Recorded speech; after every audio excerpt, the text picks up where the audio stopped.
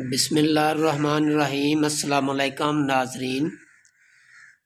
आज की जो वीडियो है वो है गाजर का बीज कैसे बनाया जाता है और साल में किस महीने में इसका आगाज़ किया जाता है। चलो हम चलते हैं, पंजाबी में आपको समझाता हूँ।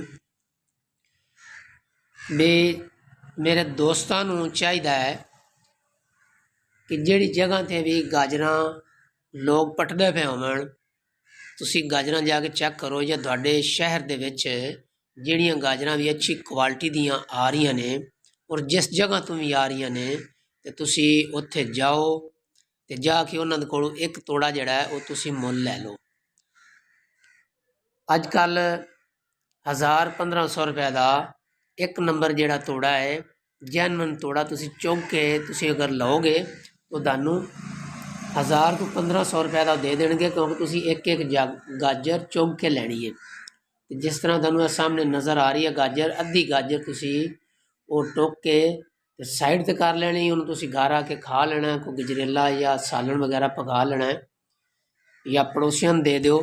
ਤੇ ਬਾਕੀ ਜਿਹੜੀ ਹੈ ਅੱਧੀ ਗਾਜਰ ਹੈ ਬਚਣੀ ਹੈ, ਉਹਨੂੰ ਤੁਸੀਂ ਅੱਛੀ ਤਰੀਕੇ ਦੇ ਨਾਲ ਜਿਹੜੀ ਉਹਦੀ ਉੱਤੇ ਮੁੱਛਾਂ ਹੋਣੀਆਂ ਨੇ, ਜਿਹੜੇ ਉਹਦੇ ਉੱਪਰ ਉਹਦੀਆਂ ਜੜ੍ਹਾਂ ਹੋਣੀਆਂ ਨੇ, ਉਹ ਤੁਸੀਂ ਹੱਥ ਦੇ ਨਾਲ ਉਹ ਤੁਸੀਂ ਸਾਫ਼ ਕਰ ਲੈਣੀਆਂ ਨੇ।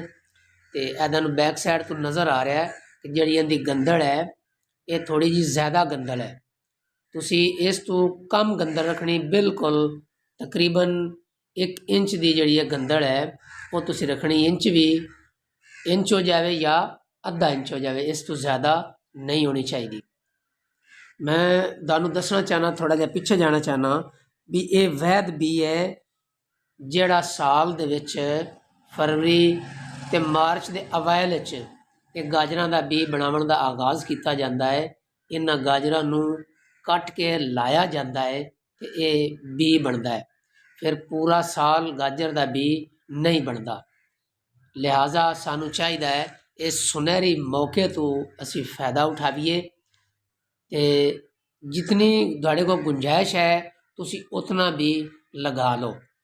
ज़्यादा तो ज़्यादा ਸਾਨੂੰ ਚਾਹੀਦਾ ਹੈ ਕਿ कम अज़ कम 10-15 ਤੋੜੇ ਅਸੀਂ ਖਰੀਦ ਕੇ ਲੈ ਆਈਏ, ਆਪਣੀ ਮਰਜ਼ੀ ਦੇ ਉਹਨਾਂ ਨੂੰ ਕਟੀਏ ਤੇ ਕੱਟ ਕੇ ਇਹਦੀ ਕੋਈ ਤਰਤੀਬ ਨਹੀਂ ਹੈ ਕਿ ਤੁਸੀਂ ਕਿਤਨੇ ਫਾਸਲੇ ਤੇ ਲਾਉਣਾ ਹੈ। ਇਹ ਜਿਤਨਾ ਤੁਸੀਂ ਸਗਣਾ ਲਾਓਗੇ ਉਤਨਾ ਹੀ ਫਾਇਦਾ ਹੈ। ਇਹ ਤੁਸੀਂ ਪੋਠਾ ਬਣਾਉਣਾ ਹੈ ਜਿੰਦਾ ਦਰਮਿਆਨੀ ਜਿਹੜਾ ਫਾਸਲਾ ਹੈ ਉਹ 3 ਫੁੱਟ ਦਾ ਹੋਣਾ ਚਾਹੀਦਾ ਹੈ। ਪੋਠਾ ਬਣਾਓਗੇ ਤਾਂ ਉਹਦਾ ਦਰਮਿਆਨੀ ਫਾਸਲਾ ਜਿਹੜਾ ਨਾ ਉਹ 3 ਫੁੱਟ ਦਾ ਹੋਣਾ ਚਾਹੀਦਾ ਹੈ। ਤੇ ਉਹ ਤੋੜ ਤਿੱਕਰ ਤੁਸੀਂ 6 ਇੰਚ ਤੇ ਲਗਾ ਲਓ, 1 ਫੁੱਟ ਤੇ ਲਗਾ ਲਓ, ਕੋਈ ਪਰੇਸ਼ਾਨੀ ਆਉਂਦੀ ਬਿਲਕੁਲ ਨਹੀਂ। ਕਿਉਂਕਿ ਜਦੋਂ ਇਹਨਾਂ ਨੇ ਜਵਾਨ ਹੋਣਾ ਹੈ, ਗਾਜਰਾਂ ਦੇ ਗੰਦਲਾਂ ਨੇ ਇਹ ਉੱਪਰ ਵੀ ਬਣਿਆ ਤੁਹਾਨੂੰ ਨਜ਼ਰ ਆ ਰਿਹਾ ਹੈ, ਉਸ ਟਾਈਮ ਇਹਨਾਂ ਫਲਾਓ 'ਚ ਹੋ ਜਾਣਾ। ਜਦੋਂ 1-1.5 ਫੁੱਟ ਫਲਾਓ ਇੱਕ ਸਾਈਡ ਤੇ ਹੋਣਗੇ ਦਾएं तरफ और 1.5 ਫੁੱਟ ਬਾएं तरफ, ਤਾਂ ਕਿ ਬੰਦਾ ਉਹਦੇ ਵਿੱਚ ਚੱਲ ਫਿਰ ਸਕੇ, ਇਹਨੂੰ ਹਵਾ ਲੱਗ ਸਕੇ ਤੇ ਫਿਰ ਜ਼ਿਆਦਾ ਐਵਰੇਜ ਦੇਵੇਗਾ। ਬਿਲਕੁਲ ਇਹ ਨਹੀਂ ਕਿ ਅਸੀਂ ਮੁਸਲਸਲ ਖੇੜੀਆਂ ਉੱਤੇ ਅਗਰ ਲਾ ਦੇਵਾਂਗੇ ਤਾਂ ਉਹਦੀ ਐਵਰੇਜ ਦਾ ਕੋਈ ਮਜ਼ਾ ਨਹੀਂ ਆਏਗਾ।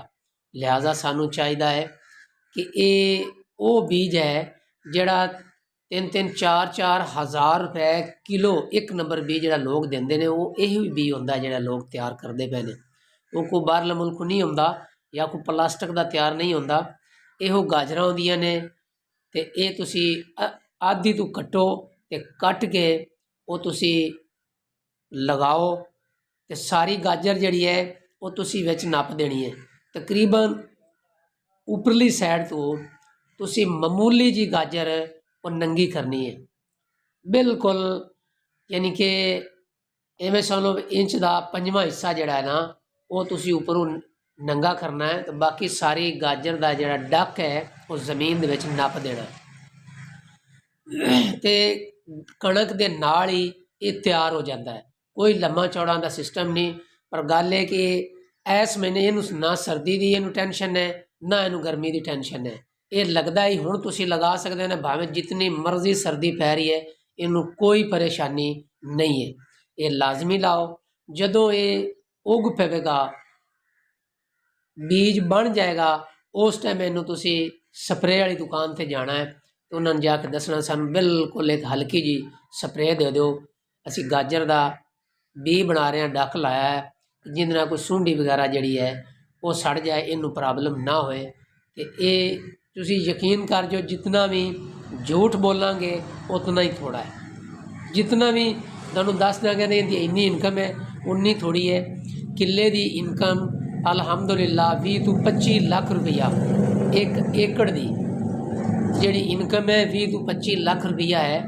ਇੱਕ ਥੋੜੀ ਇਨਕਮ ਨਹੀਂ ਹੈ, ਕਿਉਂਕਿ 1 ਕਿਲੋ ਜਿਹੜਾ ਬੀਜ ਹੈ ਅੱਛੀ ਕੁਆਲਿਟੀ ਦਾ VIP ਜਿਹੜਾ ਬੀਜ ਹੈ ਉਹ ਸਾਡੇ ਇੱਥੇ ਉਕਾੜੇ ਦੇ ਵਿੱਚ ਉਹ 2500 ਰੁਪਏ ਤੋਂ ਲੈ ਕੇ 4000 ਤੱਕ 5000 ਤੱਕ ਦੇ ਰਹੇ ਨੇ ਜਦੋਂ ਸੀਜ਼ਨ ਹੁੰਦਾ ਹੈ।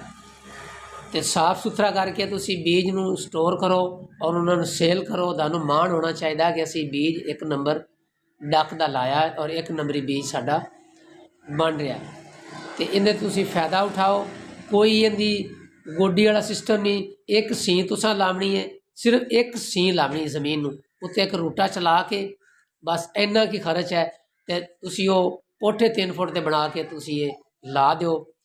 ਤੇ ਬਾਕੀ ਇੱਕ ਪਾਣੀ ਤੁਸੀਂ ਸਟਾਰਟ ਤੋਂ ਦੇ ਦੇਣਾ ਇਹਨੂੰ, ਤੇ ਜਦੋਂ ਇਹਨੇ ਉੱਗ ਪੈਣਾ ਉਨੀ ਦੇਰ ਨੂੰ ਗਰਮੀ ਸ਼ੁਰੂ ਹੋ ਜਾਣੀ। ਫਿਰ ਤੁਸੀਂ ਵਕਫੇ ਨਾਲ 15 ਤੋਂ 20 ਦਿਨਾਂ ਬਾਅਦ, 20 ਦਿਨਾਂ ਤੋਂ ਪਹਿਲੇ ਨਹੀਂ, ਤੁਸੀਂ ਇਹਨੂੰ ਪਾਣੀ ਦੇ ਦੇਣਾ ਜੀ। ਅੱਗੋਂ ਗਰਮੀ ਆ ਜਾਣੀ, ਮੁੜ ਜਿੰਨਾ ਵੀ ਤੁਸੀਂ ਪਾਣੀ ਦੇ ਲਓ ਕੰਮ ਹੈ, ਫਿਰ ਪਾਣੀ ਇਹਨੂੰ ਦੇਣਾ ਚਾਹੀਦਾ ਹੈ। ਤੇ ਬੜੀ ਮੌਜ ਹੈ। ਇਹ ਤੁਸੀਂ ਲਾਜ਼ਮੀ ਬੀਜ ਬਣਾਓ। ਲੋਕ ਬਿਲਕੁਲ ਬੀਜ ਬਣਾਉਂਦੇ ਨਹੀਂ ਹੈ, ਉਹਨਾਂ ਦੀ ਸੋਚ ਗਲਤ ਹੈ। ਉਹ ਆਉਂਦੇ ਨੇ ਬੀਜ ਚੰਗਾ ਲੈਣਾ ਹੈ, ਕਿੱਥੋਂ ਮਿਲਦਾ ਹੈ ਬੀਜ ਚੰਗਾ ਲੈਣਾ, ਇਹੋ ਲਫ਼ਜ਼ ਕਹਿੰਦੇ ਰਹਿੰਦੇ ਨੇ। ਇਹ ਸਾਹਮਣੇ ਤੁਹਾਨੂੰ ਬੀਜ ਨਜ਼ਰ ਆ ਰਿਹਾ ਹੈ, ਇਹ ਹੁਣ ਬਣਿਆ ਬੀਜ ਨਜ਼ਰ ਆ ਰਿਹਾ। ਲਿਹਾਜ਼ਾ ਖੁਦ ਘਰ ਬੀਜ ਬਣਾਓ। ਕਿਸਾਨ ਉਹ ਹੀ ਹੁੰਦਾ ਹੈ ਜਿਹੜਾ ਆਪਣੇ ਬੀਜ ਖੁਦ ਤਿਆਰ ਕਰੇ। ਅਗਰ ਤੁਸੀਂ ਖੁਦ ਬੀਜ ਤਿਆਰ ਕਰੋਗੇ ਤਾਂ ਫਿਰ ਇਨਕਮ ਆਏਗੀ। ਕੋਈ ਵੀ ਚੀਜ਼ ਹੈ ਉਹਦੇ ਤੁਸੀਂ ਬੀਜ ਖੁਦ ਤਿਆਰ ਕਰੋ। ਇਹਦਾ ਇਹ ਤਰੀਕਾ ਹੈ। ਔਰ ਦੂਸਰੇ ਵੀ ਸਾਰੇ ਬੀਜ ਇਨਸ਼ਾਅੱਲਾ ਵਕਫੇ ਨਾਲ ਤੁਹਾਨੂੰ ਦੱਸਾਂਗੇ ਕਿ ਇਹ ਬੀਜ ਕਿਸ ਤਰ੍ਹਾਂ ਤਿਆਰ ਕਰਨੇ ਨੇ। ਤੇ ਅਗਰ ਮੇਰੀ ਵੀਡੀਓ ਤੁਹਾਨੂੰ ਪਸੰਦ ਆਏ, ਇਹਨੂੰ ਲਾਈਕ ਸ਼ੇਅਰ ਔਰ ਕਮੈਂਟਸ ਜ਼ਰੂਰ ਦੇਣਾ। ਇਹ ਵੀ ਸਦਕਾ ਜਾਰੀਆ ਹੈ। ਤੇ ਲਾਜ਼ਮੀ ਬੀਜ ਬਣਾਓ, ਚਾਹੇ ਤੁਹਾਨੂੰ 1 ਮਰਲਾ ਬਣਾਉਣਾ ਪੈ ਜਾਵੇ। ਜਿਹੜੇ ਬਿਲਕੁਲ ਛੋਟੇ ਕਾਸ਼ਤਕਾਰ ਹਨ ਉਹ ਤਾਂ ਅਗਰ 1 ਮਰਲਾ ਵੀ ਲਾ ਲੈਣ ਉਹਨਾਂ ਕੋਲ ਮੁੱਕਦਾ ਹੀ ਨਹੀਂ। ਅਗਰ ਤੁਸੀਂ ਸੇਲ ਕਰਨਾ ਹੈ ਤਾਂ ਤੁਸੀਂ ਕਨਾਲ, 2 ਕਨਾਲ, 4 ਕਨਾਲ ਤੁਸੀਂ 1 ਕਿੱਲਾ ਲਾ ਲਓ ਤੇ ਕਿਆ ਬਾਤ ਹੈ, ਤੁਹਾਨੂੰ ਬਾਹਰਲੇ ਮੁਲਕ ਜਾਵਣ ਦੀ ਕੋਈ ਜ਼ਰੂਰਤ ਨਹੀਂ ਹੈ। ਅੱਛੀ ਨਸਲ ਦੀਆਂ, ਦੁਬਾਰਾ ਮੈਂ ਕਹਿ ਰਿਹਾ ਵੀ ਮਾਰਕੀਟ ਜਾ ਕੇ ਗਾਜਰਾਂ ਲਿਆ ਕੇ ਜਾਂ ਜਿੱਥੇ ਵੀ ਗਾਜਰਾਂ ਪੁੱਟੀਆਂ ਜਾ ਰਹੀਆਂ ਨੇ, ਜਿਹੜੀ ਅੱਛੀ ਕੁਆਲਿਟੀ ਦੀਆਂ ਨੂੰ ਲਿਆ ਕੇ ਉਹਦੇ ਡੱਕ ਬਣਾ ਕੇ ਲਾ ਲਓ। ਔਰ ਬਾਕੀ ਤੁਸੀਂ ਸਸਤੇ ਦਾਮੇ ਸੇਲ ਵੀ ਕਰ ਸਕਦੇ ਨੇ। ਜੇਕਰ ਤੁਸੀਂ ਕਿੱਲਾ ਲਾਉਣਾ ਹੈ ਤਾਂ ਮੁਰਦਾਂ ਨੂੰ 20-25 ਤੋੜੇ ਲਿਆਉਣੇ ਪੈਣੇ ਨੇ। ਮੈਂ ਇਜਾਜ਼ਤ ਚਾਹਾਂਗਾ। ਅੱਲਾ।